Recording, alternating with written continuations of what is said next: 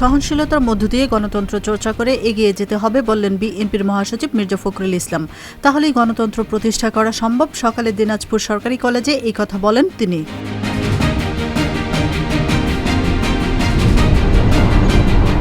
আমরা কারো লাল চোখ দেখতে চাই না বললেন জামায়াতের আমির ডাক্তার শফিকুর রহমান। বিদেশি বন্ধু চাই, প্রভু নয়। পিণ্ডের হাত থেকে মুক্ত হয়েছি, অন্য কারো হাতে যাওয়ার জন্য নয়। দুপুরে নাটোর কর্মী সম্মেলনে এই কথা বলেন তিনি।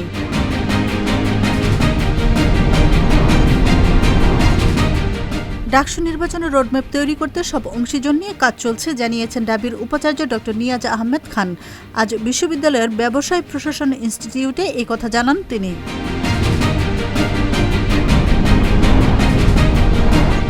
হাইকোর্ট বিভাগের কোম্পানি সংক্রান্ত একটি বেঞ্চে রোববার সম্পূর্ণ কাগজমুক্ত বিচারিক কার্যক্রম পরিচালনা শুরু করা হবে। আজ এই তথ্য জানিয়েছেন সুপ্রিম কোর্টের আপিল বিভাগের গণসংযোগ কর্মকর্তা মোহাম্মদ শফিকুল ইসলাম। শীতার্তদের 7 লাখ কম্বল দিবে সরকার। এজন্য 64 জেলায় 495টি উপজেলা ও সব পৌরসভার জন্য 33,87,00,000 টাকা বরাদ্দ দেওয়া হয়েছে। আজ দুর্যোগ ব্যবস্থাপনা ও ত্রাণ মন্ত্রণালয়ের বিজ্ঞপ্তিতে এই তথ্য জানানো হয়েছে।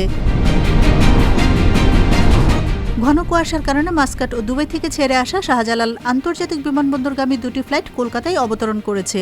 আজ ভোররাত থেকে কুয়াশা থাকায় সালাম এয়ার ও ইউএস বাংলা এয়ারলাইন্সের একটি ফ্লাইট কলকাতায় ডাইভার্ট হয়ে যায়।